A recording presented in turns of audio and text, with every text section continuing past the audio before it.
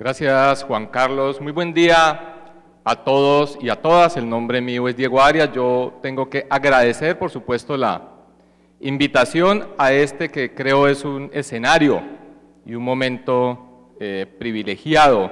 Quiero rendir, por supuesto, tributo, homenaje y reconocimiento a las víctimas del Holocausto que están acá, a sus familiares y con ellas, por supuesto, a todas las víctimas, particularmente del conflicto y de la guerra, que en Colombia han sido afectadas por esa realidad de alguna u otra manera. Yo les quiero contar una anécdota muy rápidamente, a manera de introducción, y es que yo ingresé a la guerra cuando tenía 14 años. Era estudiante del Colegio Santa Librada en Cali, pertenecía a un hogar de clase media, no faltaba nada en nuestro hogar, ni el amor, ni los elementos económicos para vivir relativamente bien. Y no obstante eso, como muchos jóvenes de nuestra generación de los años 80, fuimos a la guerra. En mi caso, estando en el movimiento de abril, 19 de abril M19, y esa trayectoria me llevó, por supuesto, a hacer la guerra,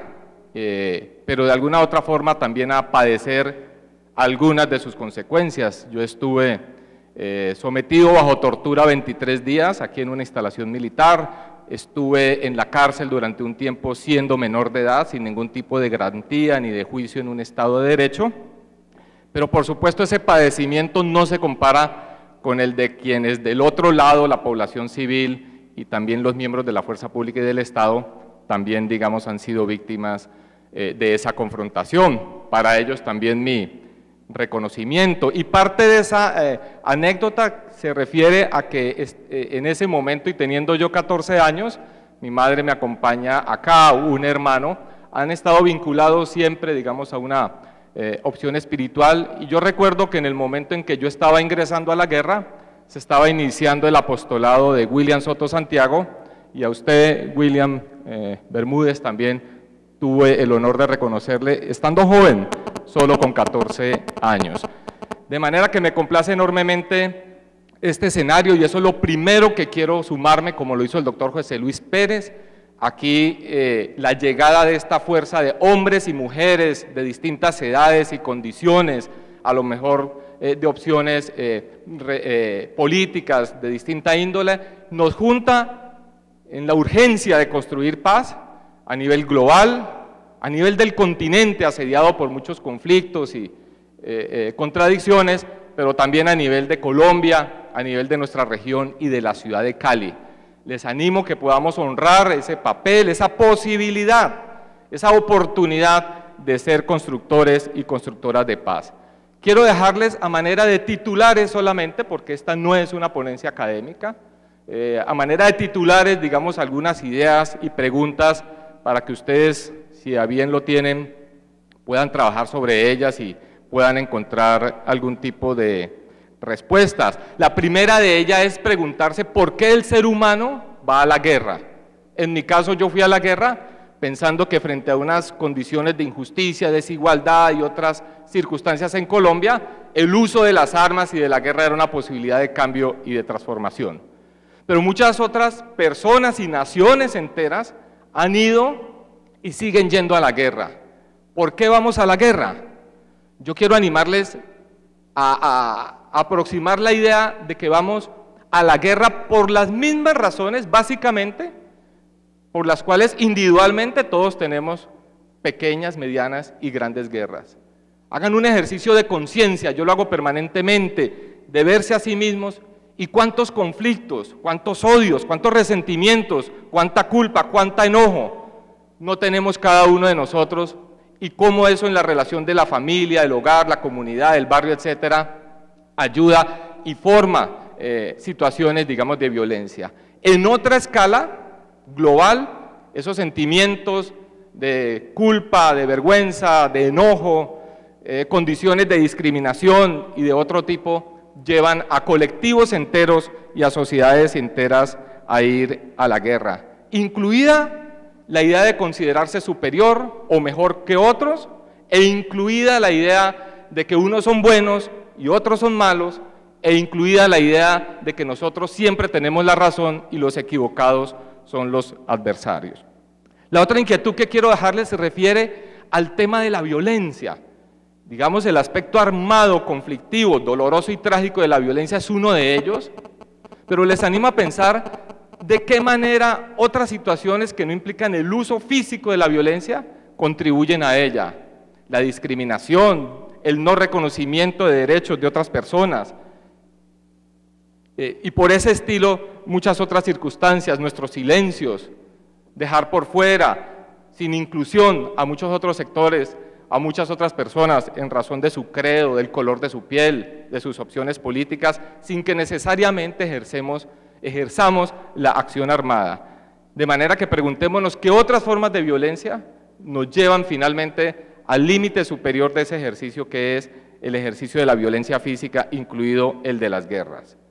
Quiero hacer mención rápidamente sobre el tema del Holocausto para decir tres cosas. La primera, es una absoluta tragedia que eso haya ocurrido, que la humanidad no haya tomado nota de lo que se veía venir cuando todas las distintas señales y distintos aspectos de la formación del nazismo sugerían lo que podía suceder, y bajo el amparo de la indiferencia o la neutralidad o el interés particular, la humanidad en general se demoró en reaccionar, y aunque tardía, pero finalmente, digamos, tuvo que intervenir. Es trágico también frente al Holocausto que haya sectores y personas que argumentan su no existencia, y esa actitud de negación o de justificación, por supuesto, también es inaceptable, y tenemos que hacer un esfuerzo para que en la memoria, de una manera viva, presente, digna siempre, esté ese hecho con el reconocimiento trágico, digamos, que supone esa situación, pero de repudiar, por supuesto, y controvertir las ideas que plantean su negación o relativizan o justifican su impacto. Y es igualmente trágico que en otra escala se hayan seguido repitiendo situaciones de genocidio y de violencia en masa contra sectores sociales por razones étnicas o por razones religiosas a lo largo y ancho del país. El Holocausto y los esfuerzos de la humanidad para superar esa tragedia no han rendido los frutos necesarios en términos de que hubiéramos podido asegurar que eso no se repitiera, así fuera en distintas escalas. El doctor Enrique creo que mencionó varias de esas situaciones, donde en África, en Asia, en la extinta Yugoslavia, en muchas otras partes, por múltiples razones étnicas, políticas, religiosas o por intereses económicos, sigue habiendo una dinámica de guerra que implica la destrucción, la muerte y la desaparición de pueblos y de comunidades enteras, de manera que eso es igualmente trágico. Y en relación con el Holocausto, finalmente quiero llamar la atención de otro asunto. Ustedes saben que el pueblo judío, finalmente, después de una lucha política, diplomática, intensa durante mucho tiempo para reclamar su derecho a un territorio, logró esa meta importante en el año de 1948. Y ustedes saben que en este momentico, si hay un conflicto con el potencial de generar un impacto global en términos de una guerra y de un conflicto global, es el que enfrenta a los judíos y los palestinos, a la nación del Estado hebreo y a una comunidad palestina que también ha padecido la guerra, ha sufrido la guerra y que igualmente como pueblo y como una nación histórica descendiente de Abraham tiene derecho también al territorio. Yo quiero animar a que con las oraciones y de muchas otras maneras, al igual que en Colombia y en cualquier parte que haya un conflicto, podamos apoyar la idea de que el conflicto entre Israel y Palestina pueda resolverse, como se está intentando en medio de muchas dificultades, a través de una negociación política, de una negociación de paz, que pone sobre presente el derecho de ambos pueblos a tener una nación y un territorio, pero en primerísimo lugar, el derecho del Estado judío y del derecho del pueblo judío a tener un territorio, a vivir como nación de una manera segura, algo que incluso muchas personas desde otra orilla, incluidos los palestinos, se niegan a reconocer el derecho a la existencia del pueblo judío. Creo que esa es la primera base y la fundamental para aproximar una salida al conflicto que enfrenta a estas dos naciones. Permítanme dejar solo como titulares también algunos enunciados de lo que yo creo aquí esta es una embajada de activistas por la paz. Ser activistas por la paz y tener un enfoque frente a la paz y en contra de la guerra implica tener unas nociones básicas y tener unos atributos. Yo les digo la perspectiva que me ha servido a mí para pasar de la guerra a la paz, y no solo de la guerra a la paz, sino para ser un agente activo en la construcción de paz. Primero, conocer la posición de los demás, del adversario, de lo que llamamos enemigo, cuáles son sus intereses, cuáles son sus preocupaciones, cuáles son sus valores. Conocer al otro no significa prestar acuerdo con lo que hace, pero sí es la primera noción de poder reconocer qué nos está enfrentando. Es paradigmático una especie de ejemplo que dice que dos personas estaban peleando por una naranja y solo en el momento en que hablaron se dieron cuenta que el uno quería el jugo y el otro lo que quería era la cáscara. Segundo, reconocer en la negociación y en los acuerdos la mejor posibilidad de terminar un conflicto.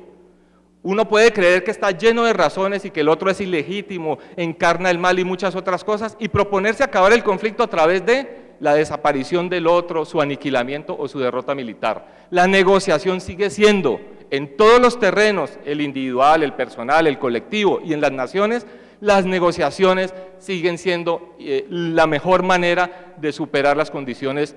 de guerra y de conflicto a través de los acuerdos, porque finalmente es una fórmula donde todos ganan, los adversarios, la sociedad, así no se gane la totalidad de lo que inicialmente cada uno quería cuando fue a la guerra o cuando defendía desde el otro lado de la guerra algunos intereses particulares,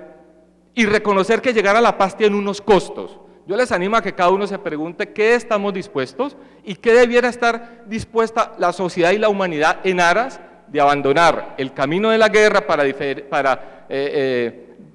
dirimir sus diferencias y sus conflictos. ¿Qué tanto estaríamos dispuestos o cuál sería el costo razonable para conseguir esa paz? Y por supuesto tener un compromiso. La paz implica una apuesta, no es algo con lo que uno pueda intentar jugar simplemente para deslegitimar al otro o ensayar a ver si de pronto eso funciona. Yo creo que la construcción de paz, particularmente de quienes hacen la guerra, implica un fuerte compromiso con esa opción. Y permítanme decirles algunas cosas finales, y es que lamentablemente